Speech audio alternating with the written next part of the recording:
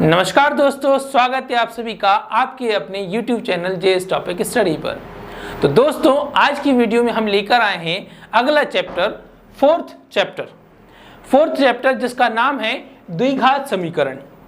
अब द्विघात समीकरणों के बारे में हम पहले दूसरी प्रश्नावली जो हमारा दूसरा चैप्टर था उसमें हम पढ़ चुके हैं, कैसे हमें उसके गुणनखंड करने थे इसके बारे में हमने उसमें पढ़ लिया है। आपको उसमें मैंने ये भी बताया था कि ये द्विघात समीकरण वाले सवाल जो हैं आपके लिए कितने इंपॉर्टेंट हैं, और उस समय ये भी कहा था कि ये सवाल आपको दूसरी प्रश्नावली में देखने के साथ साथ आपको चौथी प्रश्नावली जो है, चौथा चैप्टर जो है उसमें भी देखने को मिलेगा। तो आज हम उस चौथे चैप्टर की ओर आ गए हैं द्विघात समीकरणों को हल करने के लिए, और एक बार फिर से हम उन द्विघात समीकरणों को हल करेंगे और आगे आने वाली प्रश्नावलियों में उनके गुणनखंड करेंगे।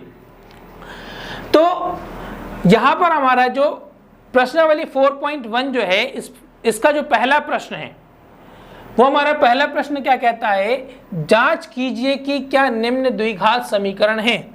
अब आपके सामने ये 8 समीकरण लिखे हुए हैं। इन 8 समीकरणों को देखकर और हल करके आपको ये बताना है कि ये द्विघात समीकरण है या नहीं। अब दोस्तों, इसकी शुरुआत करने से पहले मैं आपको ये बता दूं कि इनको हल करने के लिए आपको कुछ सर्वसमीकाओं का प्रयोग करना होगा। कौन सी बच्चों? कुछ सर्वसमीकाएं हैं, जैसे कि मैं आपको यहाँ बता दूं कौन कौन सी सर्वसमीकाएं यहाँ पर आपके लिए प्रयोग में लाई जाएंगी। तो जैसे कि हमारी पहली सर्वसमीका यहाँ पर आती है a + b होल स्क्वायर। ठीक है बच्चों।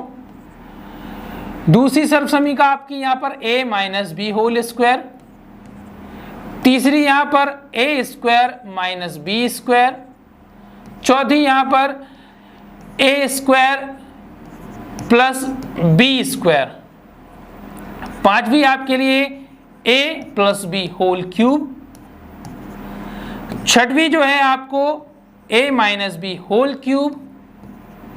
सातवीं आपके लिए a³ + b³। और आठवीं जो है आपके लिए a³ - b³। तो ये कुछ इस प्रकार की सर्वसमीकाएं हैं जिनका प्रयोग आपको इनमें करना है। और आगे मैथ के अंदर और भी जो चैप्टर्स हैं जैसे कि ट्रिग्नोमेट्री है, उनमें भी इन सर्वसमीकाओं का प्रयोग किया जाएगा। तो आपको हम ये बता दें कि ये सर्वसमीकाएं कृपया करके आप अभी से अपने माइंड में फीड कर लें, याद कर लें, ताकि इनका यूज़ आप आसानी से कर सकें। क्योंकि अगर ये सर्वसमीकाएं आपको याद हैं तो आप आसानी से आपकी जो भी प्रॉब्लम होगी, ठीक है, आपकी मैथ से रिलेटेड जो भी प्रॉब्लम होगी, अर्थात आपको जो भी सवाल करना है उस सवाल में आपको समझ में आएगा कि आपको कौन सी सर्वसमीका हल कर लगानी है। ये लगाना है या a + b होल स्क्वायर का यूज़ करना है कि a - b होल स्क्वायर का यूज़ करना है। इस तरह से ये सर्वसमीकाएं आपको कौन सी यूज़ करना है आप ये याद कर लेते हैं तो आपको समझ में आ जाती है। ठीक है बच्चों। तो आइए इनके में विस्तार ये सर्वसमीका आपको विस्तार से बता देता हूँ। जैसे a + b का होल स्क्वायर होता है a² + 2ab + b²। a - b whole square होता है हमारा a² - 2ab + b²। a² - b², इसको हम लिखते हैं a + b और a - b। ठीक है। आपको यहाँ पर एक ये सर्वसमीका लिखी हुई है a² + b²। तो ये चौथे चैप्टर में तो यूज़ होने वाली नहीं है, लेकिन वो ट्रिग्नोमेट्री में आपको यूज़ होगी, इसलिए मैं आपको ये सर्वसमीका में अभी से आपको बता देता हूँ। तो इसमें आपको कुछ नहीं करना है, आपको इसको इस तरह से लिखना है a + b whole square - 2ab। इस तरह से आप इसको लिख सकते हैं। a + b होल क्यूब आप लिखेंगे a³ + 3a² + 3ab² + b³। और इसी का एक अन्य रूप होता है, उसे हम ऐसे लिखेंगे a³ + b³ + 3ab ब्रैकेट में a + b। ठीक है। तो आप इसको इस प्रकार से भी लिख सकते हैं। वहीं a - b होल क्यूब को आप लिखेंगे a³ - 3a² b plus 3ab square and minus B cube. जिस प्रकार से a plus B whole cube के दो रूप हैं, ठीक है, इसको दो प्रकार से लिखा जाता है। a minus B whole cube को भी आपको दो प्रकार से लिखना है, तो लिख सकते हैं। तो इसको लिखेंगे a cube minus B cube minus 3ab in bracket a minus B.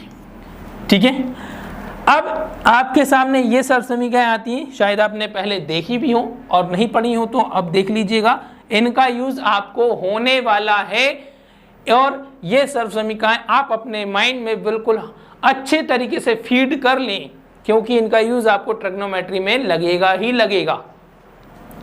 सो इनको आप लिखेंगे तो आप क्या लिखेंगे, a प्लस बी और दूसरे ब्रैकेट में लिखेंगे a square minus A B plus B square. ठीक है बच्चों, a cube minus B cube, इसका विस्तारित रूप होता है a माइनस बी, पहले ब्रैकेट में a minus B, second bracket जब लिखेंगे तो a square plus A B plus B square.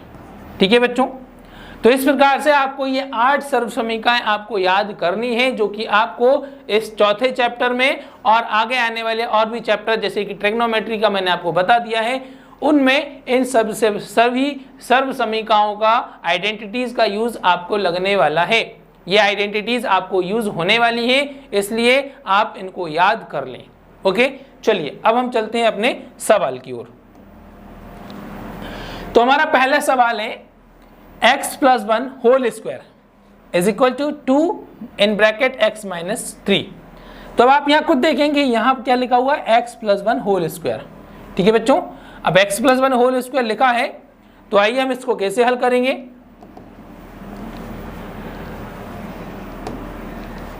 तो हमारा ये पहला सवाल है, ब्रैकेट में x plus 1 whole square is equal to 2 bracket में x माइनस 3।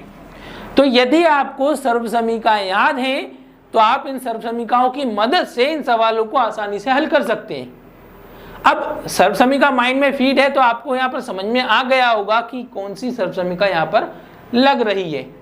ठीक है, तो कौन सी सर्व समीकरण का प्रयोग किया जा रहा है बच्चों, तो यहाँ पर प्रयोग हो रहा है, यूज की जा रही है a plus B whole square. इस तरह से आपको क्या ये लिखा दिखाई दे रहा है। आपको जिस तरह से ये इसका विस्तारित रूप लिखा जाता है, इसका एक्सपेंडेड फॉर्म लिखा जाता है a square plus 2ab plus B square, ठीक उसी रूप में इसको भी आपको एक्सपेंड फॉर्म में लिख देना है। तो जब आप इसको इसके विस्तारित रूप में लिखेंगे तो जैसे a स्क्वायर तो हो गया x स्क्वायर। ठीक है बच्चों, a स्क्वायर तो x स्क्वायर प्लस 2a, अब ये क्या लिखा है, x प्लस 1 होल स्क्वायर लिखा है, तो a की जगह पर कौन है, x है, तो a हो गया x, b क्या हो गया 1। ओके बच्चों, और b स्क्वायर मीन्स 1 का स्क्वायर, तो x स्क्वायर तो x स्क्वायर लिख दिया गया, 2 इंटू एक्स इंटू 1, सो वो हो जाएगा आपका क्या 2x। ठीक है बच्चों, और उसके बाद 1 का स्क्वायर क्या होता है 1, तो प्लस 1। ओके, ब्रैकेट के इस तरफ देखें आप, तो क्या आपको ऐसा लग रहा है कि यहाँ कोई सर्व समीकरण लग रही है, तो यहाँ पर किसी भी सर्व समीकरण का प्रयोग नहीं हो रहा है। तो आप क्या करेंगे, डायरेक्ट ब्रैकेट को सॉल्व करेंगे, मींस ब्रैकेट के बाहर जो भी नंबर लिखा है उसको आपको मल्टीप्लाई कर देना है। 2 को x से मल्टीप्लाई करेंगे तो 2x, और 2 को -3 से करते हैं तो -6। ठीक है बच्चों, अब उसके बाद जो हमारी नेक्स्ट स्टेप होगी, इस तरह से आप स्टेप का साइन लेके चलें। इसके बाद हमारी जो नेक्स्ट स्टेप होगी, क्या करेंगे, हम सभी पदों को, ठीक है, जितने भी टर्म्स हैं सारे टर्म्स को इक्वल के एक तरफ लेकर आ जाएंगे, मींस उस तरफ से हम इस तरफ पक्षांतर कर देंगे। तो यहाँ पर x स्क्वायर प्लस 2x, और ये 2x इस तरफ आएगा तो -2x, और ये 1 इस तरफ है तो 6 इस तरफ आएगा, तो जो कि माइनस में है इस तरफ आकर प्लस, और इज इक्वल टू 0, क्योंकि 2x - 6 पूरा इस तरफ आ गया है, तो इक्वल के उस साइड अब कुछ नहीं बचा। तो आप क्या करेंगे, फिर इसको ऐसे लिखेंगे x square 2x minus 2x, तो 2x में से 2x माइनस हो गया तो क्या बचा, कुछ भी नहीं, एंड 1 + 6 हो जाता है 7 इज इक्वल टू 0। तो अब आपके सामने क्या है, एक्स स्क्वायर प्लस 7। तो क्या बच्चों ये एक द्विघात समीकरण है? तो ये हमारा एक द्विघात समीकरण है। ठीक है, तो लिख देंगे यह एक द्विघात समीकरण है। ठीक है बच्चों, आपको हमने पहले भी बता दिया है द्विघात समीकरण क्या होता है। ठीक है, अगर याद ना हो तो मैं आपको एक बार और रिमाइंड करा दूं। द्विघात समीकरण अर्थात वह बहुपद जिसकी अधिकतम घात 2 हो। तो यहां समीकरण की बात हो रही, तो वह समीकरण जिसकी अधिकतम घात 2 हो, ऐसे समीकरण को द्विघात समीकरण कहते हैं। और जिसका मानक रूप आपको हमने पहले बताया था, ax स्क्वायर प्लस bx, ठीक है, bx plus c is equal to 0, ये इसका मानक रूप होता है। तो ये सवाल आप देख लें, इस रूप में लिखा हुआ है। यहाँ पर b वाली वैल्यू नहीं है, कौन सी वैल्यू है आपके पास, ax स्क्वायर और c वाली। ठीक है बच्चों, तो इस तरह से आपका ये द्विघात समीकरण आपको प्राप्त होता है। ठीक है बच्चों, अब इसके बाद आप देखेंगे कि यहां पर अब आपका दूसरा प्रश्न जो है एक्स स्क्वायर माइनस 2x, ठीक है, इज इक्वल टू ब्रैकेट में -2 और ब्रैकेट में 3 माइनस एक्स। ठीक है, तो ये सवाल मैं आप लोगों के लिए छोड़ देता हूं, क्योंकि यहाँ पर आपको ज़्यादा दिक्कत आने वाली नहीं है। यहाँ पर आपको सीधा सिंपल सा क्या करना है, ब्रैकेट को ब्रैकेट से मल्टीप्लाई कर देना है। ठीक है, मीन्स ब्रैकेट के अंदर की जो भी वैल्यू है उसको दूसरे ब्रैकेट की वैल्यू से मल्टीप्लाई करके पक्षांतर कर देना है। ठीक है बच्चों, ठीक है, तो आते हैं हम अपने अगले प्रश्न पर, जो थोड़ा सा आपको डिफिकल्ट लग सकता है। वैसे तो यहाँ पर है नहीं इतना, बहुत आसान है। ठीक है, तो मैथ जो है चाहे तो बहुत आसान है। मैथ एक ऐसी चीज है जिसे अगर इंसान चाहे तो बहुत सिंपल बना सकता है। ये प्रैक्टिस जो होती है हमारी मैथ को बहुत सिंपल बना देती है, और हर काम जो है प्रैक्टिस से बहुत आसान हो जाता है। ठीक है, इसलिए कीप प्रैक्टिसिंग, लगातार प्रैक्टिस करते रहें। चलिए आते हैं अपने तीसरे प्रश्न पर। तो हमारा तीसरा प्रश्न है, पहले ब्रैकेट में x माइनस 2, उसके बाद इनटू में उसका ब्रैकेट है x plus 1 is equal to, फिर यहाँ पर आपको दोनों ब्रैकेट में दिख रहा होगा x minus 1 and x plus 3। तो आपको ये चेक करना है कि क्या ये अपने द्विघात समीकरण में है या नहीं। तो आइए अब यहाँ पर आप देखेंगे तो सर्वसमीकाओं को ध्यान में रखते हुए, तो सर्वसमीकाओं को ध्यान में रखते हुए देखते हैं तो यहाँ पर किसी भी सर्वसमीका के हिसाब से या किसी भी सर्वसमीका के जैसा कुछ यहाँ लिखा दिखाई नहीं दे रहा है। तो जब सर्वसमीका के जैसे कुछ लिखा दिखाई नहीं दे रहा है तो मतलब सर्वसमीका इस पर अप्लाई नहीं होती है। तो अप्लाई नहीं हो रही है तो फिर क्या होगा, इसमें आप सीधा कोष्टकों को हल करेंगे। ठीक है, मीन्स पहले ब्रैकेट को दूसरे ब्रैकेट से मल्टीप्लाई करना है, और वो करने के लिए आपको क्या करना होगा कि आपको पहले इस x का दूसरे ब्रैकेट के दोनों जितने भी टर्म हैं उन दोनों से मल्टीप्लाई करना होगा। x को x से मल्टीप्लाई किया तो आएगा x स्क्वायर, फिर x को 1 से किया तो किसी भी चीज में 1 का मल्टीप्लाई करते हैं तो वही वापस मिलता है आपको। तो इस तरह से आपने x का दोनों में मल्टीप्लाई कर दिया। अब -2 का फिर दोनों में करेंगे, तो -2 को x से मल्टीप्लाई करते हैं तो हो जाता है -2x। ठीक है, फिर इसके बाद -2 को 1 से मल्टीप्लाई करते हैं तो आ जाता है -2। ओके बच्चों, ठीक इसी प्रकार आपको ये ब्रैकेट भी सॉल्व करने हैं। कैसे, आइए देखते हैं। सबसे पहले क्या करेंगे, इस x को दोनों से एक एक करके, पहले x से, x का x में किया तो x स्क्वायर, x का 3 में किया तो 3x। ठीक है बच्चों, आपको चरों का गुणनफल करना तो आता ही होगा। ठीक है, एक बार और थोड़ा सा मैं आपको हिंट दे देता हूं कि आप क्या करें जब चरों का गुणा करें। ठीक है, हमने आपको चरों के बारे में बता दिया था, जब चरों का गुणनफल करेंगे तो आपको क्या करना है, जब समान प्रकार के चरों का गुणा करेंगे, किसकी बात कर रहे हैं हम, समान प्रकार के चरों का गुणनफल करेंगे तो क्या होगा कि जब हम x का x में गुणा करते हैं तो यहाँ इसकी घात 1, यहाँ इसकी घात 1, तो गुणनफल में क्या होता है कि उनकी घातें आपस में जुड़ जाती हैं, तो इस तरह से x की घात 2 हो जाता है। और जब आप नंबर को किसी चर से गुणा करें तो ये तो एक निश्चित मान है, लेकिन यहाँ ये निश्चित मान नहीं है, इसलिए इनका गुणा नहीं होता है और उनको हम आपस में एक साथ लिख देते हैं। तो इस प्रकार से आपको गुणनफल पर ध्यान देना है।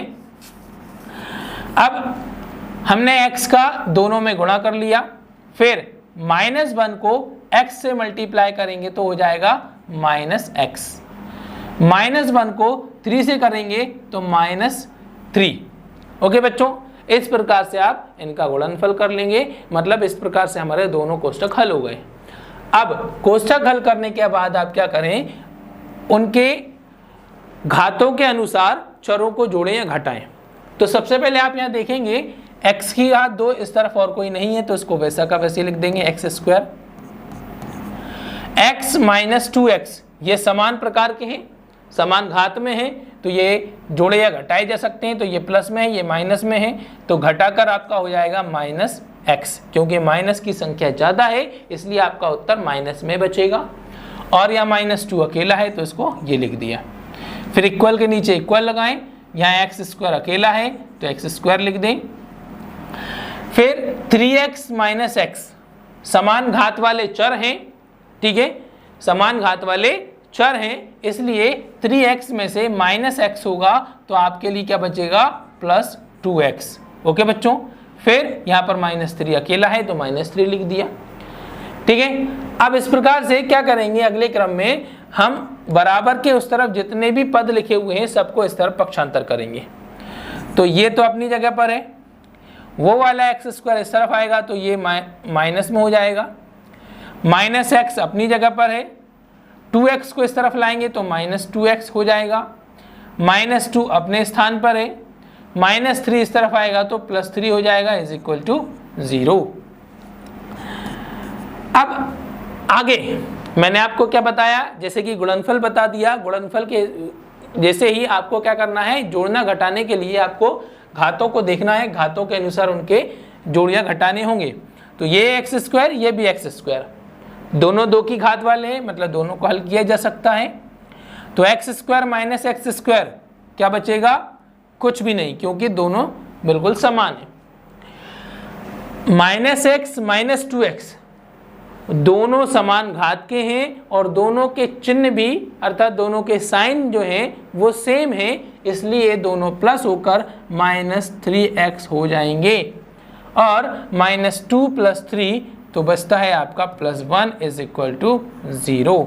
अब आप ये बताइए, क्या ये एक द्विघात समीकरण है? क्या इस समीकरण में आपको अधिकतम घात 2 दिखाई दे रही है? तो हमारा जवाब होगा नहीं, इसमें किसी भी पद पर अधिकतम घात 2 नहीं है। और जिस बहुपद या जिस समीकरण में अधिकतम घात 2 नहीं है तो इसका मतलब क्या हुआ कि वह एक द्विघात समीकरण नहीं है। ओके, तो आपका आंसर लिख देंगे, अतः यह एक द्विघात समीकरण नहीं है। ठीक है बच्चों, इस प्रकार से आपको सारे सवाल हल करते जाने हैं, नहीं है। तो इन 2 सवालों को करने के बाद अब आप समझ गए होंगे कि ये प्रोसेस आपके लिए कितनी सिंपल होने वाली है। ठीक है, और इसे सिंपल कौन बनाएगा? आप लोग। और वो कैसे? वो आपकी मेहनत से।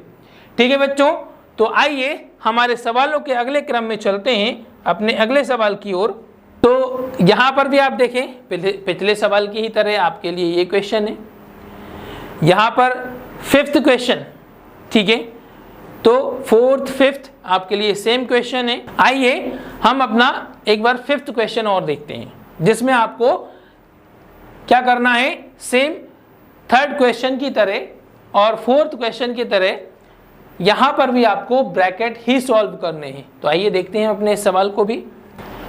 तो हमारा 5वां प्रश्न जो है, 5वां सवाल जो है, उसमें क्या कहा जा रहा है? पहले ब्रैकेट के अंदर लिखे हुए हैं 2x - 1 और फिर दूसरे ब्रैकेट के अंदर लिखे हुए हैं x - 3।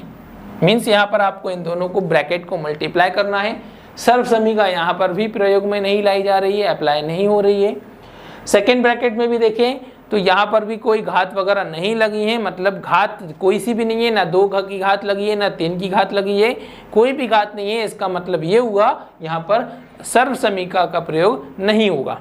अब जब सर्वसमीका प्रयोग में नहीं हो रही है तो आपको क्या करना है, सीधा सीधा दोनों ब्रैकेट का आपस में गुणा करना है।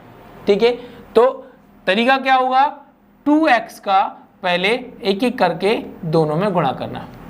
2x का x में गुणा करेंगे तो अभी मैंने आपको बताया था कि क्या हो जाएगा, 2x स्क्वायर, या ये शुद्ध हिंदी में कहें तो 2x की घात 2। फिर 2x को -3 से इंटू करेंगे तो नंबर का, ठीक है, नंबर का नंबर में हो जाएगा 2 × 3 6, तो -6 और x। ठीक है, तो हमने 2x का दोनों में मल्टीप्लाई कर लिया, फिर -1 का दोनों में मल्टीप्लाई करेंगे तो -1 × x -x, -1 को -3 से करेंगे तो +3। तो इस तरह से हमारा ये ब्रैकेट भी सॉल्व हो गए दोनों। फिर इक्वल लगाएंगे, इक्वल के उस तरफ जाते हैं तो आप यहाँ देखेंगे पहले x को दूसरे ब्रैकेट के सभी नंबर से मल्टीप्लाई करना है, सभी टर्म से मल्टीप्लाई करना है। x का x में मल्टीप्लाई करेंगे तो x स्क्वायर, x का -1 में -x, 5 का x में करेंगे, ठीक है, जैसे हमने x का कर लिया था दोनों में तो अब किसका 5 का किया जाएगा, तो 5 का x में करेंगे तो 5x हो जाता है। ठीक है, और 5 को -1 से करते हैं तो -5। इस तरह से आपके ये दोनों ब्रैकेट सॉल्व हो जाते हैं। ठीक है बच्चों, अब फिर वही प्रोसीजर कि आपको क्या करना है। ठीक है, हमेशा ध्यान रखें क्या करना है, चरों का योगफल करना है, योग या घटाना करना है। तो आपको ये बात ध्यान रखनी है कि सबसे पहले तो समान चर होना चाहिए। क्या होना चाहिए, समान चर होना चाहिए। तो यहाँ तो एक ही प्रकार के चर की बात हो रही, तो यहाँ तो एक से ज़्यादा चर होने की कोई प्रॉब्लम ही नहीं है। समान चर होने के साथ साथ दूसरी बात यह है कि उनकी घात भी समान होनी चाहिए। ठीक है, ये बात नोट कर लें आप कि चरों का योग या घटाना करने के लिए सबसे पहले चर समान होने चाहिए, और दूसरा चर समान होने के साथ साथ उनकी घात भी समान होनी चाहिए। 2 की घात वाले को आप 2 की घात वाले में ही जोड़ सकते हैं या घटा सकते हैं, 3 वाले को 3 वाले के, या जो रैखिक रूप में है उसको रैखिक वाले के साथ ही। ठीक है, तो ऐसा ही इसमें होगा कि भाई 2x स्क्वायर, x स्क्वायर वाला इस तरफ अभी कोई नहीं है तो इसको वैसा का वैसा ही लिख दें। ठीक है, ये स्टेप का साइन बनाते जाएं। 2x स्क्वायर -6x -x, समान चर, समान घात और समान साइन, सब कुछ समान है तो क्या होगा, -7x and +3 is equal to 0। यहाँ भी वही x स्क्वायर का x स्क्वायर लिख दिया जाएगा, -x + 5x तो बचेगा आपका 4x, वो भी प्लस में। और प्लस में क्योंकि यहाँ पर प्लस की संख्या जो है ज़्यादा है, इसलिए प्लस में आंसर -5।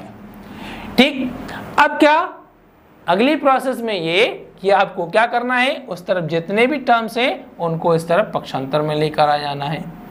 तो 2x स्क्वायर, x स्क्वायर को इस तरफ लेकर आए तो -x स्क्वायर, -7x, x वाले को इस तरफ लाए तो प्लस में था तो ये भी -4x,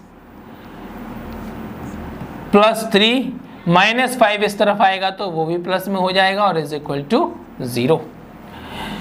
तो इसके बाद क्या होता है, 2x स्क्वायर -x स्क्वायर, तो अब इसके आगे कोई नंबर नहीं है, मतलब ये 1 है, तो x स्क्वायर -7x -4x हो जाएगा -11x। क्या हो जाएगा बच्चों, -11x, एंड 3 + 5 हो जाएगा आपका 8 इज इक्वल टू 0। तो भाई अब बात हो रही है क्या कि ये द्विघात समीकरण में है या नहीं, और द्विघात समीकरण में होने के लिए बहुपद या समीकरण की अधिकतम घात यहाँ पर आपको 2 दिखाई दे रही है या नहीं। तो हमारा क्या जवाब होगा, यहाँ इस समीकरण की अधिकतम घात कितनी है, 2 है। और 2 है तो ये क्या हुआ, यह एक द्विघात समीकरण है। इस प्रकार से आपको अपना सवाल एग्जीक्यूट कर देना है। यह एक द्विघात समीकरण है। ठीक है बच्चों, तो ये इस तरह से हमारा ये 5वां सवाल, जो 5वीं प्रॉब्लम है, बहुत आसानी से यहाँ पर सॉल्व हो जाती है। आई होप अब आपको ये बात समझ में आ गई होगी और आपको अब ये सवाल सिंपल लगने भी लगे हैं। ठीक है, आइए चलते हैं अपने अगले सवाल की ओर, जिसमें हम करेंगे अपना 8वां प्रश्न। ठीक है, बाकी मैंने आपके लिए छोड़ दिए हैं जो कि आपको बिल्कुल सेम उसी तरीके से आपको हल करने थे। ठीक है, यहाँ पर आप देखेंगे पूरा सवाल ध्यान से देखें तो यहाँ पर क्या लिखा है, x की घात 3 माइनस 4x की घात 2 माइनस x प्लस 1 बराबर कोष्टक में x माइनस 2 पूरे की घात 3। अब कोष्टक पर 3 की घात लगी हुई है, कितने की, 3 की घात। अब जैसे ही घात आ गई ब्रैकेट के ऊपर घात आ गई, मतलब यहाँ पर क्या होगा, यहाँ पर आइडेंटिटी अप्लाई होगी, सर्वसमीका का प्रयोग किया जाएगा। और कौन सी सर्वसमीका, यहाँ लिखा है x minus 2 whole cube means a minus B whole cube. ये समझना कोई बहुत मुश्किल, बहुत बड़ा काम नहीं है कि कौन सी सर्वसमीका हम अप्लाई करें। तो ये सिर्फ आप इसको देखकर खुद आइडिया लगा सकते हैं कि आपको कौन सी सर्वसमीका का प्रयोग यहाँ पर करना है। तो आइए हम इसको फॉलो करते हैं। तो a minus B whole cube apply की जाती है तो क्या लिखा जाएगा, a cube minus 3a square b plus 3ab square minus b cube. ठीक है बच्चों, इस तरह से आपको ये लिखना है। आइए सवाल को देखते हैं। तो x cube minus 4x square minus x plus 1। तो अब आप यहाँ देखें, इस तरफ जो है कुछ हल करने जैसा आपको यहाँ पर दिखाई तो दे नहीं रहा है, क्योंकि भाई यहाँ 3 की घात या 2 की घात या 1 घात या बिना चर वाला। तो अभी हमने पिछले इसमें देखा कि जोड़ने या घटाने के लिए क्या होना चाहिए, समान चर होने चाहिए। चर तो ठीक समान है लेकिन घात भी समान होनी चाहिए। तो यहाँ पर सभी की घात अलग अलग है। तो यहाँ आपको इससे बिल्कुल हाथ भी नहीं लगाना है, टच भी नहीं करना है, बिल्कुल इक्वल में आएंगे, उस तरफ जाएंगे तो यहाँ पर आपको सर्वसमीका अप्लाई करनी है।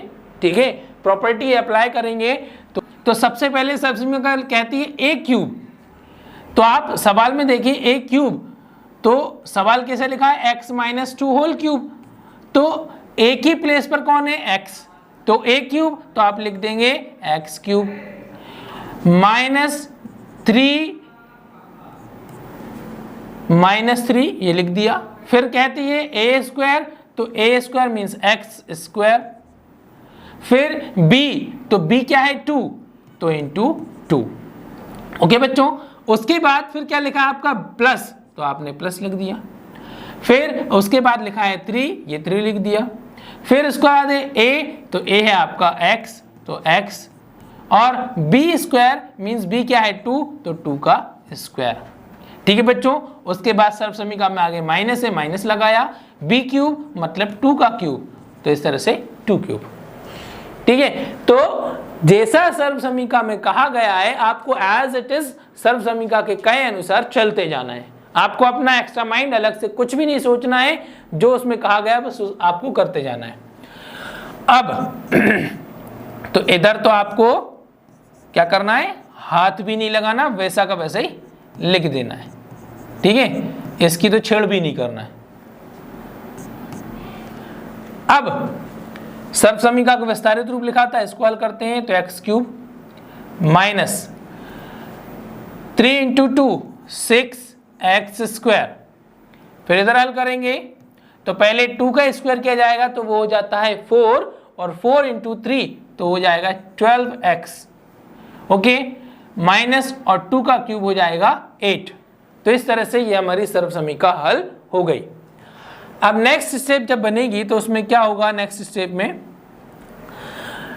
x cube. तो अब इसके बाद आपको क्या करना है, बराबर के उस तरफ जितनी भी टर्म्स लिखी है सबको इस तरफ पक्षांतर करना है। तो ये एक्स क्यूब अपनी जगह पर आ गया, इस एक्स क्यूब को इस तरफ लाएंगे तो उस तरफ प्लस में है तो इस तरफ आकर माइनस हो जाएगा। माइनस 4x स्क्वायर अपनी जगह पर, माइनस 6x स्क्वायर इस तरफ आएगा तो माइनस से हो जाएगा प्लस। उसके बाद फिर माइनस एक्स, 12x को इस तरफ लाएंगे तो माइनस 12x, प्लस 1 अपनी जगह पर है, माइनस 8 इस तरफ आकर प्लस 8 हो जाएगा और इक्वल में उस तरफ कुछ नहीं है तो 0 लगाना है क्योंकि हम पढ़ रहे हैं द्विघात समीकरण, और जब तक आप बराबर में 0 नहीं लगाएंगे वो समीकरण नहीं बनेगा, वो बहुपद रह जाएगा। ठीक है बच्चों, तो चैप्टर का नाम ही द्विघात समीकरण है तो समीकरण के रूप में ही रखें। अब हल करते हैं। तो x cube minus x cube दोनों चर भी समान है, घात भी समान है और उनके गुणांक भी समान है, इसलिए क्या इनकी तो फिल्म खत्म। इसके बाद minus 4x square plus 6x square, ठीक है, चर समान है, घात भी समान है, ठीक है, गुणांक अलग अलग हैं, प्लस वाले के गुणांक ज्यादा हैं, इसलिए आपका जो उत्तर बचेगा 6 माइनस 4 2x स्क्वायर। ठीक है बच्चों, चर समान, गुणांक अलग अलग और साइन समान, साइन जब एक जैसे हैं तो दोनों जोड़ दिए जाएंगे, तो ये 1x ये माइनस 12x, तो दोनों माइनस के हैं तो माइनस 13x, और 1 प्लस 8 होता है 9 इज इक्वल टू 0। तो फिर हमारा वही सवाल क्या कि आपको यहाँ पर अधिकतम घात 2 दिखाई दे रही है, तो बिल्कुल जाहिर है आपको स्पष्ट रूप में यहाँ पर द्विघात समीकरण के रूप में ये दिखाई दे रहा है। तो क्या लिखेंगे, अतः क्या लिखेंगे, अतः यह एक द्विघात समीकरण है। क्या बच्चों, यह द्विघात समीकरण है। ठीक है, तो इस प्रकार से आपके इन सवालों के क्रम में ये 8 सवाल दिए थे। इन 8 सवालों में से 4 जो थे मैंने आपको कर दिए हैं। अब इसका मतलब आप समझ ही गए होंगे कि बाकी 4 किसको करना है, आपको करना है, क्योंकि प्रैक्टिस किसको करना है, आपको करना है, नंबर किसको लेकर आने हैं, आपको लेकर आने हैं। हमें तो क्या करना है, हमें यहाँ पर आपको समझाना है और हमारी कोशिश ये है कि हम आपको ज़्यादा से ज़्यादा नंबर दिला सकें, इसलिए आपके साथ हम बिल्कुल बराबर से मेहनत करेंगे और आपको भी उतनी ही मेहनत करनी होगी, हमसे ज़्यादा करनी होगी बल्कि। ठीक है, तो चलिए अब आगे बढ़ते हैं अपने अगले सवालों में। तो अब यहाँ पर आप देख रहे हैं कुछ इस तरह से आपको 4 क्वेश्चन दिखाई दे रहे हैं। ठीक है, तो यहां पर आपको 4 क्वेश्चंस दिखाई दे रहे हैं।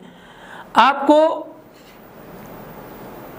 क्या करना है, हम सवाल पढ़ते हैं। निम्न स्थितियों को द्विघात समीकरणों के रूप में निरूपित कीजिए। क्या करना है, द्विघात समीकरण के रूप में निरूपित करना है। निरूपित करने का मतलब उनको द्विघात समीकरण के रूप में दर्शाना है। क्या करना है बच्चों, द्विघात समीकरण के रूप में दर्शाना है। आगे हल नहीं करना है, सिर्फ क्या करना है, द्विघात समीकरण के रूप में दर्शाना है। ठीक है, तो यहां पर आपको 4 वर्ड प्रॉब्लम्स दी हैं। अब इसके पहले भी हमने कुछ वर्ड प्रॉब्लम सॉल्व की थी, ठीक है, 3rd चैप्टर में, लेकिन वहां बात हो रही थी 2 चर वाले समीकरणों की।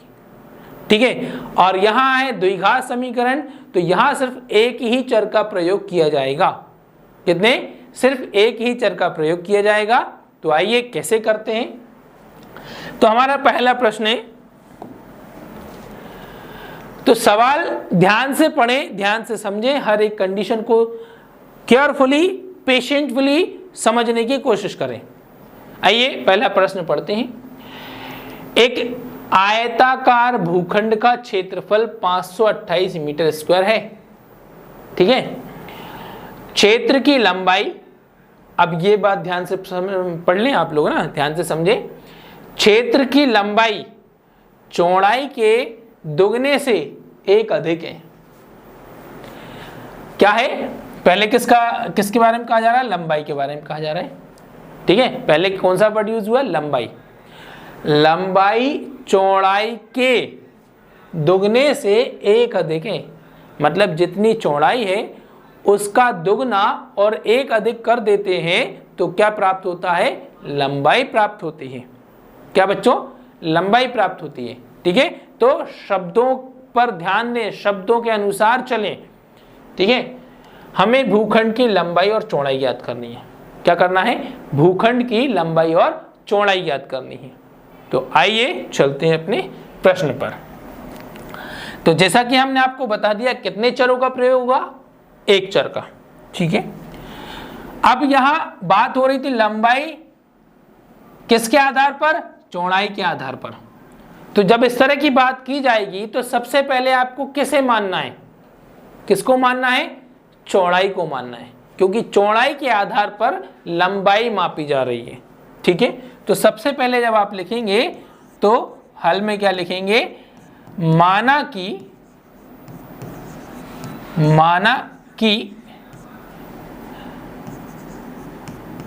आयताकार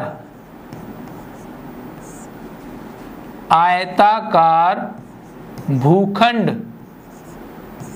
की चौड़ाई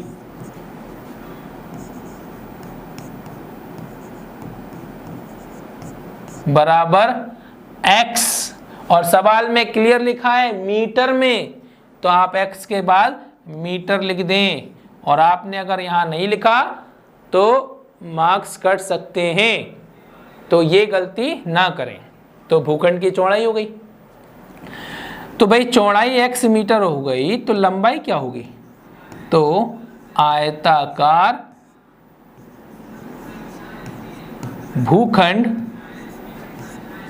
की लंबाई। ठीक है बच्चों, आयताकार भूखंड की लंबाई। अब लंबाई के लिए क्या कहा है, चौड़ाई के दुगने, तो ये हो गई चौड़ाई। ठीक है, ये हो गई आपकी चौड़ाई, और चौड़ाई के दुगने तो चौड़ाई का दुगना 2x, और दुगने से कितना अधिक, एक अधिक। ठीक है, तो दुगने से एक अधिक तो x 2x प्लस 1। ठीक है बच्चों, और आगे मीटर। ठीक है, तो ये तो हो गई लंबाई चौड़ाई।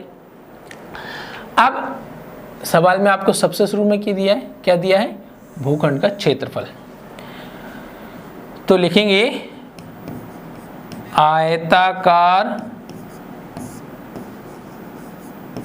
भूखंड का क्षेत्रफल, वो कितना दिया है आपको, 528 मीटर स्क्वायर। ठीक है, क्षेत्रफल हमेशा वर्ग में दिखाया जाता है। क्या बच्चों, क्षेत्रफल हमेशा वर्ग में दिखाया जाता है, इसलिए क्षेत्रफल मीटर स्क्वायर बोला जाएगा या वर्ग मीटर के रूप में बोला जाएगा। ठीक है, आइए अब क्या लिखेंगे यहाँ पर, प्रश्नानुसार, मतलब प्रश्न के अनुसार। तो भाई पिछले कुछ सवालों में मैंने आपको कहा था कि आयत का क्षेत्रफल, आयत का परिमाप, वर्ग का क्षेत्रफल, वर्ग का परिमाप, कुछ इस प्रकार के सूत्र आप याद कर लें, और हमें उम्मीद है आपने याद कर लिए होंगे। और अभी तक यदि नहीं भी किए हैं तो कृपया करके याद कर लें, क्योंकि आपको ये कहीं ना कहीं अप्लाई होने वाले हैं। जैसे कि यहाँ पर फिर हो गया, क्योंकि यहाँ बात हो रही क्षेत्रफल की, तो लिखेंगे आयताकार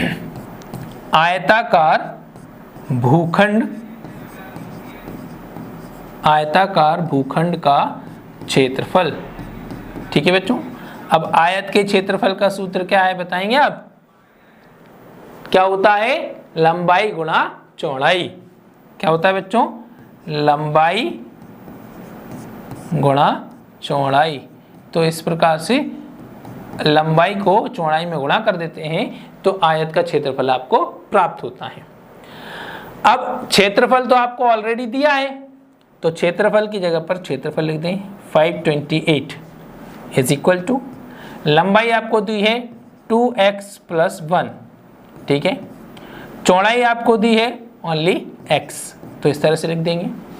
फिर उसके बाद ब्रैकेट सॉल्व करेंगे तो 528 इज इक्वल टू x को 2x से मल्टीप्लाई किया तो 2x स्क्वायर, x को 1 से किया तो x, और 528 को उस तरफ पक्षांतर करके ले गए 2x square plus x minus 528 is equal to 0।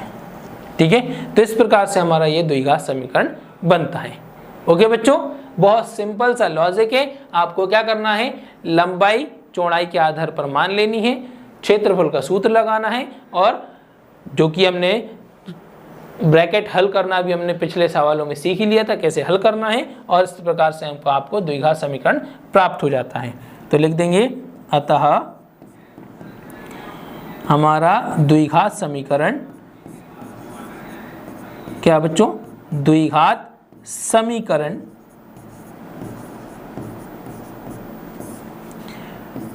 To X square plus X minus 528 is equal to 0 है। ठीक है, समीकरण लिखना है इसलिए इक्वल टू 0 जरूर लिखना है। ओके, सिर्फ आपको सिर्फ इतना ही यहां तक करना है, क्योंकि सवाल में क्लियर कहा गया है कि आपको क्या करना है, द्विघात समीकरणों के रूप में निरूपित कीजिए। ओके बच्चों, तो आइए अब चलते हैं अपने अगले सवाल में। ठीक है, तो हमारा अगला सवाल है दो क्रमागत धनात्मक पूर्णांकों का गुणनफल 306 है। हमें पूर्णांकों को ज्ञात करना है। क्या करना है, पूर्णांकों को ज्ञात करना है। और पूर्णांक कैसे हैं, क्रमागत धनात्मक। अब भाई पहले तो हम बात कर लें, सवाल को समझ लेते हैं। क्या बोल रहे हैं, क्रमागत।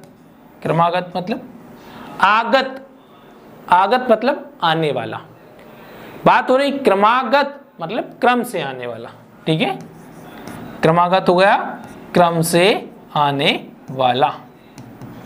ठीक है, ये तो हो गया क्रमागत का अर्थ। फिर उन्होंने कहा क्या, धनात्मक।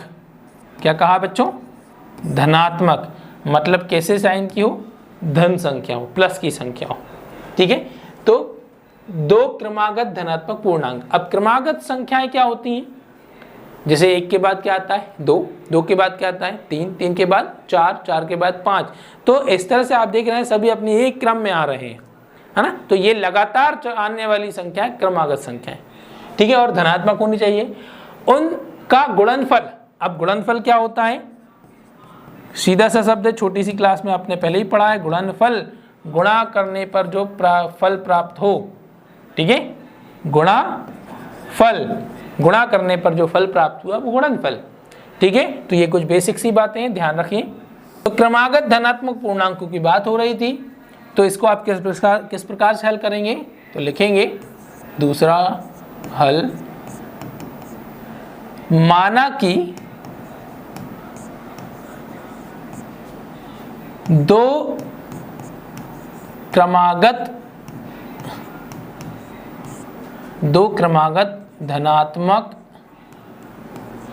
धनात्मक पूर्णांक क्रमशः, क्योंकि क्रम से आ गए ये। ठीक है, तो पहला हो गया x।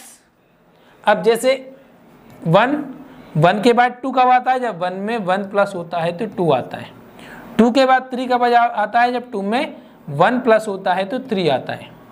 3 के बाद 4 कब आता है, जब 3 में 1 प्लस होता है। तो मतलब जब आप अगली संख्या लेकर आना चाहते हैं तो उसमें आपको क्या करना होगा, 1 प्लस करना होगा। क्या करना होगा बच्चों, 1 प्लस करना होगा। तो इसी प्रकार से जब आपकी पहली संख्या x हो गई तो अगली संख्या जब लेकर आना है तो आपको क्या करना होगा, उसमें 1 प्लस करना होगा। तो जब आप 1 प्लस कर देंगे तो आपको आपकी अगली क्रमागत संख्या प्राप्त हो जाएगी। ठीक है बच्चों, अब इनका गुणनफल जो बोला है 306 बोला है, तो आप क्या करेंगे, लिखेंगे प्रश्नानुसार। ये तो आपके लिए और भी आसान होने वाला है। ठीक है बच्चों, तो प्रश्नानुसार तो क्या बोला है, दोनों संख्याओं का गुणनफल। तो पहली संख्या हो गई x, दूसरी संख्या हो गई x प्लस 1, और उनका गुणनफल हो गया 306। आइए कोष्टक हल करते हैं। x का x में गुणा किया x², x का 1 में किया तो x और 306। इसको इस तरफ पक्षांतर किया तो x² plus x minus 306 is equal to 0। और ये कितनी आसानी से आपको यहाँ पर द्विघात समीकरण प्राप्त हो गया। ठीक है, तो लिख देंगे अतः हमारा द्विघात समीकरण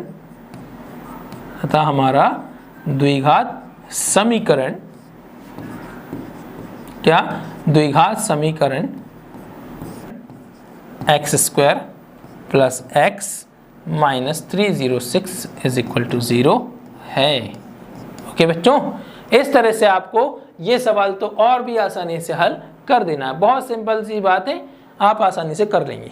ओके, आइए चलते हैं अपने अगले प्रश्न पर।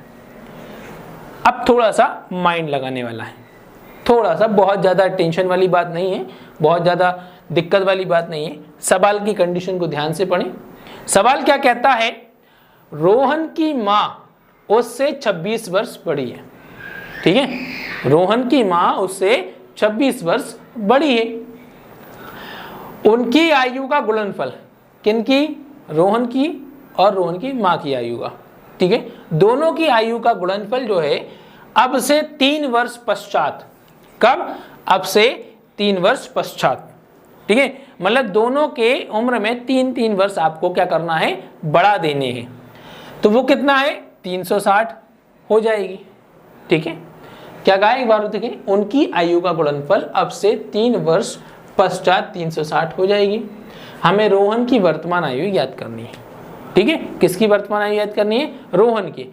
अब रोहन की वर्तमान आयु याद करनी है तो सबसे पहले रोहन की वर्तमान आयु को ही आपको क्या करना है, मानना है। तो लिखेंगे माना की, जो ज्ञात करना है वही मानना है, सीधा सा पढ़ना। तो माना कि रोहन की कौन सी आयु, रोहन की वर्तमान आयु। ठीक है बच्चों, रोहन की वर्तमान आयु बराबर x वर्ष। ठीक है, इकाई अवश्य लिखें, जरूर से लिखें, बिल्कुल ना भूलें। अब रोहन की वर्तमान आयु x वर्ष है और रोहन की माँ उससे कितनी बड़ी है, 26 वर्ष बड़ी है। तो लिखेंगे माँ की वर्तमान आयु। ठीक है, माँ की वर्तमान आयु। ओके, तो रोहन से कितनी बड़ी है, 26 वर्ष बड़ी है। तो रोहन की उम्र हो गई x और उसमें 26 प्लस और कर दिए जाए तो उसकी ये उनकी माँ की वर्तमान आयु बन जाती है। ओके, तो x प्लस 26। ठीक है बच्चों, अब लेकिन बात तो ये हो रही है कब की, 3 वर्ष पश्चात की। तो फिर आप यहाँ लिखें रोहन की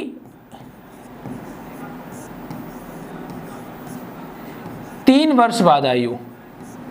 ठीक है, क्योंकि 3 वर्ष बाद की बात हो रही, तो 3 वर्ष बाद आयु। तो वर्तमान आयु में आप क्या करेंगे, 3 साल और बढ़ा देंगे। तो 3 साल और बढ़ा दीजिए, x प्लस 3। ठीक है, ईयर्स, वर्ष। ओके, वही अब दोनों की आयु का गुणनफल बोला है, तो माँ की आयु कब, 3 वर्ष बाद। तो माँ की 3 वर्ष बाद आयु। ठीक है, तो उसकी माँ की वर्तमान आयु 3 वर्ष बाद कितनी हो जाती है, तो उसकी वर्तमान आयु में आप क्या करेंगे, 3 वर्ष और जोड़ देंगे। तो जब आप 3 वर्ष और जोड़ेंगे तो वो कितना हो जाता है, x प्लस 26 प्लस 3 29। ठीक है, वर्ष। ठीक है, तो ये हो गई 3 वर्ष बाद दोनों की वर्तमान 3 वर्ष बाद दोनों की आयु। अब इनका आपको क्या करना है, गुणनफल करना है। तो लिखेंगे प्रश्नानुसार, हर सवाल में लिखना है, मतलब प्रश्न के अनुसार। तो आपको तो प्रश्न के अनुसार चलना है, तो प्रश्न के अनुसार चलते हैं। दोनों की आयु का गुणनफल कहा जा रहा है, तो दोनों के आयु का जब गुणनफल लिखेंगे तो पहले की आयु हो गई x प्लस 3, दूसरे की आयु हो गई x प्लस 29, और उन दोनों का गुणनफल कितना बोला गया है 360, ठीक है, कितना बोला गया है 360। आइए फिर अब क्या किया जाएगा, ब्रैकेट सॉल्व किए जाएंगे। तो ब्रैकेट सॉल्व करेंगे तो दोनों ब्रैकेट का मल्टीप्लाई होगा, तो पहले x को फिर x से मल्टीप्लाई किया तो x इंटू एक्स, तो x square, x multiply by 29 तो हो जाएगा 29x। ओके, x का दोनों में मल्टीप्लाई कर दिया, अब 3 का दोनों में मल्टीप्लाई करेंगे, 3 का x में तो 3x, ठीक है, और 3 का 29 में तो हो जाता है 87, ठीक है बच्चों। उसके बाद 360 इक्वल में आ गया, पहले आप क्या करेंगे, सेम वेरिएबल को सॉल्व कर देंगे, तो एक्स स्क्वायर, या चाहें तो आप पहले इसको भी ट्रांसफ़र करके फिर बाद में इकट्ठा सॉल्व कर सकते हैं, plus 29x plus 3x plus 87 और 360 इस तरफ आकर माइनस 360 इज इक्वल टू 0, ठीक है। तो लिखेंगे x square plus 29x plus 3x तो हो गया 32x, और 360 माइनस 87, ठीक है, माइनस करेंगे तो होता है 3, यहाँ बचा 5, तो यहाँ पर बचेगा 15 माइनस 8 7 और 2, तो माइनस 273 इज इक्वल टू 0। और इस प्रकार से आपका यहाँ पर इस सवाल का ये आपको द्विघात समीकरण प्राप्त हो जाता है, ठीक है। तो बात सिर्फ कितनी है, द्विघात समीकरण को निरूपित करने तक की है, तो आपको क्या करना है, द्विघात समीकरण के रूप में निरूपित कर देंगे, लिख देंगे, अतः यह हमारा, ठीक है, क्या कर देंगे, अतः यह हमारा द्विघात समीकरण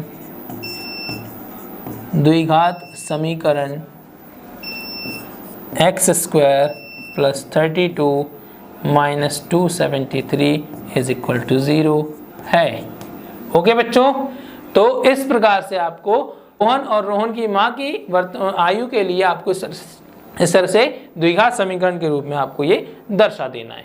तो आइए चलते हैं अपने अगले सवाल की ओर, अगले और इस प्रश्नावली के अंतिम सवाल की ओर। और अंतिम सवाल जो कि आपके लिए मोस्ट इंपॉर्टेंट वीआईपी क्वेश्चन होने की पॉसिबिलिटी है, इसलिए इस सवाल को बहुत केयरफुली, बहुत पेशेंटली आप इसको पेशेंस के साथ समझ लें। ओके, इस सवाल के लिए चलिए सवाल को हम पहले पढ़ लेते हैं कि सवाल क्या कहता है। एक रेलगाड़ी, ठीक है, अब रेलगाड़ी में तो सभी लोग बैठे ही होंगे, तो आइए रेलगाड़ी के में सफर करते हैं। एक रेलगाड़ी 480 किलोमीटर की दूरी सामान्य चाल से तय करती है। यदि इसकी चाल 8 किलोमीटर प्रति घंटा, किलोमीटर पर आवर कम होती तो वह उसी दूरी को तय करने में 3 घंटे अधिक समय लेती। ठीक है, अब भाई स्पीड कम होगी तो टाइम तो ज्यादा लगना है। ठीक है, तो यहां पर बात क्या हो रही है, एक आपको क्या दिया गया है, दूरी दी गई है। ठीक है, सवाल में देख ले क्या क्या है, क्योंकि मैंने सवाल शुरू करने से पहले आपको बोल दिया है कि ये कितना इंपॉर्टेंट क्वेश्चन है और इस तरह के सवाल आपके लिए फाइनल एग्जाम में आने की कितनी पॉसिबिलिटी होती है। तो इसलिए बहुत अच्छे से, बहुत केयरफुली, पेशेंसली आप अपने माइंड में फीड कर लें। ओके, तो एक आपको क्या दिया है, दूरी दी है, दूसरा आपको यहां पर समय दिया है। ठीक है, समय भी कैसे दिया है, सॉरी यहां पर आपको दूसरी कम स्पीड दी है और आपको 3 घंटे अधिक। ठीक है, तो यहां बात किस किस के बीच में हो रही है, एक तो स्पीड की बात हो रही है, एक डिस्टेंस की बात हो रही है और एक टाइम की बात हो रही है। ठीक है, चाल, दूरी, समय, इनकी बात हो रही है। अब चाल, दूरी, समय की बात हो रही है और कंक्लूजन किस पर जा रहा है, आपका समय पर कंक्लूजन निकल रहा है कि 3 घंटे अधिक लेती है। ठीक है, जो भी आपका यहां पर निष्कर्ष जा रहा है वो निष्कर्ष किस पर जा रहा है, समय पर जा रहा है। तो समय पर जा रहा है तो फोकस क्या करना है कि आपको पहले तो समय का फॉर्मूला याद रखना है। साइंस तो आपने पढ़ी ना, तो साइंस का फॉर्मूला, साइंस में समय का फॉर्मूला क्या है, टाइम का फॉर्मूला क्या है, तो टाइम का फॉर्मूला होता है दूरी बटे चाल। ठीक है बच्चों, क्या होता है, दूरी बटे चाल। Okay, time is equal to distance upon speed. ये फॉर्मूला आपको याद रखना है और ये आपके लिए आगे काम आने वाला है। एग्जाम्पल्स में भी कुछ क्वेश्चन दिए हैं, वो क्वेश्चन भी आपको प्रैक्टिस में लेने हैं। और आपको जैसा कि पहले बता चुके हैं कि जो एग्जाम्पल वाले क्वेश्चन है वो भी आपको फाइनल एग्जाम में आ ही जाते हैं, तो उनको भी प्रैक्टिस में लेना है। आइए सवाल पर चलते हैं। तो बात किसकी हो रही थी, समय की, ठीक है, और यहां बात है स्पीड की। तो हमें अब क्या बोलना है इन्होंने, क्या बोला है इन्होंने, हमें रेलगाड़ी की चाल पता करनी है। क्या पता करना है, रेलगाड़ी की चाल। ठीक है बच्चों, तो रेलगाड़ी की चाल जब पता करनी है तो क्या मानेंगे, सबसे पहले रेलगाड़ी की सामान्य चाल। तो क्या लिखेंगे, सबसे पहले हल लिखना है और क्या ज्ञात करना है, रेलगाड़ी की चाल ज्ञात करना है। तो सबसे पहले लिखा जाएगा माना कि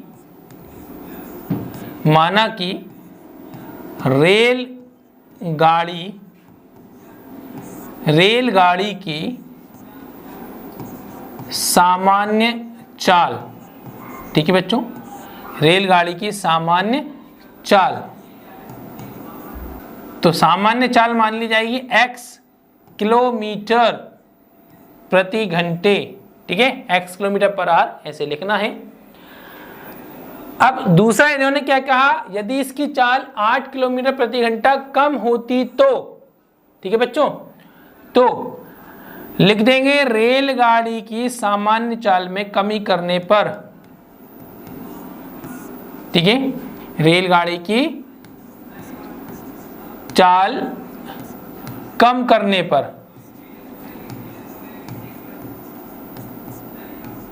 तो चाल पहले कितनी थी, x किलोमीटर थी, चाल में कितनी कमी करनी है, 8 किलोमीटर प्रति घंटे की कमी करनी है, तो -8 लिख देंगे। ठीक है बच्चों, तो अगली जो स्पीड बनी है आप कम करने पर x -8 किलोमीटर पर आवर। ठीक, अब समय, आपका कंक्लूजन समय में निकल रहा है, तो इसलिए हम क्या करेंगे, यहां लिखेंगे सामान्य चाल में लिया गया समय। यहां आगे ये भी लिख सकते हो रेलगाड़ी द्वारा। ठीक है, क्या लिखना है, रेलगाड़ी द्वारा सामान्य चाल में लिया समय। ठीक है, तो सामान्य चाल में समय ले देखेंगे तो समय का फॉर्मूला जो कि मैंने अभी आपको बता दिया था, डिस्टेंस अपॉन स्पीड। तो डिस्टेंस तो एक ही है 480 किलोमीटर, तो डिस्टेंस 480 अपॉन स्पीड। बात किसकी हो रही है, सामान्य चाल की, तो सामान्य चाल से भाग देंगे। तो अब ये क्या हो गया, ये समय बन गया। क्या बन गया, समय बन गया बच्चों। ठीक है, क्योंकि हमने क्या किया है, दूरी को चाल से भाग दे दिया। तो अब आप इसको क्या लिखेंगे, 480 बटे x घंटे। ठीक है, इसके आगे ये लिख देंगे। ठीक है, क्योंकि अब ये किस में परिवर्तित हो गया, समय में। तो ये हो गया सामान्य चाल में लिया गया समय। फिर आप लिखेंगे रेलगाड़ी द्वारा चाल में कमी करने पर लिया समय। तो चाल कम कर दी, तब समय क्या हुआ, तो भाई जब स्पीड कम हो जाएगी तो दूरी तो वही है 480, एक ही स्पीड की, एक ही डिस्टेंस की बात हो रही है। अब चाल कम कर दी तो कम चाल कौन सी है, ये, तो अब इससे भाग दिया जाएगा। तो इसके आगे क्या लिख देंगे, ये इतने घंटे। अब मेरा सवाल आपसे ये है कि आप मुझे ये देखकर बताएं कि ये भी समय, तो आप मुझे ये देखकर बताएं कि कौन सा समय अधिक है। पहला समय रेलगाड़ी द्वारा सामान्य चाल में लिया गया समय, ये वाला समय।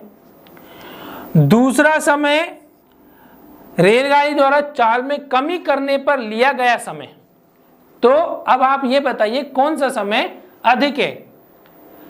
अब आप बताएं कि भाई तेज चलने पर आपका समय ज्यादा लगता है, जो कि पहली स्थिति है, तेज चल रहे हैं, या धीमे चलने पर आपका समय अधिक लगता है, ठीक है, जो कि दूसरी स्थिति है।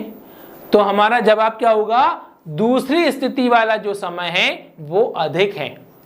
क्या है, दूसरी स्थिति में। क्यों अधिक है, क्योंकि दूसरी स्थिति में चाल कम है, स्पीड कम है, डिस्टेंस एक ही है, दूरी दोनों कंडीशन में जो है दूरी समान है, बस चाल में परिवर्तन हो रहा है। दूसरी स्थिति में चाल कम हो गई है, इसलिए समय अधिक है।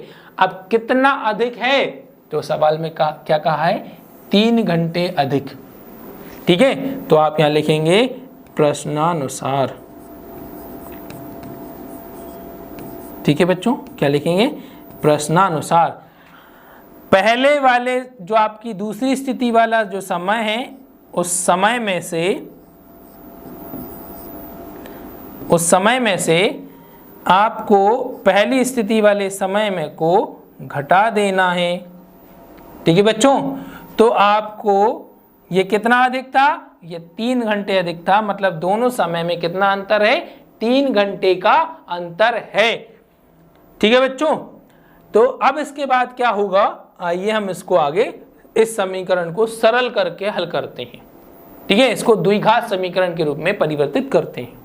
तो हमारी ये स्थिति थी कि चाल में कमी करने पर लिया गया समय और सामान्य चाल में लिया गया समय, दोनों का अंतर बराबर 3 घंटे। अब इसको हल कैसे करेंगे, तो सिंपल सा फंडा, जैसे कि मैंने आपको बताया था, जब संख्याओं की बात होती है तो अभाज्य संख्याएं जो होती हैं उनका आपस में गुणा कर देते हैं और फिर बाद में तिर्यक गुणा करते हैं। यहाँ पर भी कुछ ऐसे ही, ये एक गुणनखंड है x-8 और यहाँ एक गुणनखंड है x, दोनों में कॉमन कुछ नहीं बनता है। ठीक है, तो दोनों को सबसे पहले क्या करेंगे, आप आपस में गुणा में लिख देंगे। ठीक है, इस तरह से आप नीचे गुणा में लिख दें। उसके बाद क्या करें, इसको यहां तिर्यक गुणा कर देंगे, फिर यहां इधर तिर्यक गुणा कर देंगे। तो इस प्रकार से आपका ये यहां गुणा हो जाता है। ठीक है, क्या करना है, नीचे वाले दोनों हर वाले जितने भी गुणनखंड है उनको आपस में गुणा में लिखना है। इस x का गुणा 480 में, इस x-8 का इस 480 में, इस तरह से गुणा करके रूप में लिख दिया। अब गुणा करेंगे तो यहां हल करते हैं, तो ये लिखा गया 480x, माइनस 480 को x से करेंगे तो माइनस 480x हो जाएगा, और माइनस 480 को 8 से मल्टीप्लाई करेंगे तो हमें प्राप्त होता है, क्या आता है हमारा, 8 का 0 में किया 0, 8 8 जो 64 और ये हो जाएगा 3840। ठीक है, तो सॉल्व करने पर, और ये माइनस माइनस प्लस 3840, और नीचे दोनों को इंटू करेंगे तो x का x में कर दिया तो x², x को -8 से किया तो -8x, और इक्वल में आपके क्या लगा है 3। ठीक है बच्चों, ध्यान देना, बहुत इंपॉर्टेंट क्वेश्चन है, बार बार बोलता जा रहा हूं। अब भाई 480x - 480x दोनों कैसे हैं, इक्वल हैं और अलग अलग साइन के हैं, तो इनकी तो फिल्म यहीं खत्म हो गई। अब क्या बचा ऊपर, 3840 ओनली, और नीचे बचा, या आप इसको x² - 8x को उस तरफ पक्षांतर कर देते हैं तो ये 3 के इंटू में चला जाएगा, तो x² - 8x। ठीक है, अब क्या करें, आगे आपको ब्रैकेट के आगे इंटू दिखाई दे रहा है, 3 जो है ब्रैकेट से इंटू होगा। इंटू करने से पहले ये देख लें कि ये जो नंबर है क्या ये 3 से डिवाइड हो रहा है, तो इसके पहले अपन फटाफट देख चुके हैं, क्या सारे अंकों को आपस में प्लस कर लें तो 3 8 11 4 15, 3 से भाग जाएगा, तो 3 को आप ब्रैकेट से गुणा करने की बजाय इस तरफ इससे पक्षांतर कर दें। जब आप पक्षांतर करेंगे तो ये इसके भाग में आ जाएगा, ठीक है बच्चों, या एक्स स्क्वायर माइनस 8x। 3 से यहाँ इसको भाग दिया, 3 से जब भाग देंगे तो 3 एकम 3, 3 दूनी 6, बचेंगे 2, 3 अट्ठे 24, 0 का 0। तो आपको बचता है 1280 is equal to X square minus 8x। 1280 को उस तरफ पक्षांतर किया तो आपको मिलेगा एक्स स्क्वायर माइनस 8x, और 1280 उस तरफ गया तो माइनस 1280 इज इक्वल टू 0। तो यह हुआ कि अतः यह हमारा क्या है, द्विघात समीकरण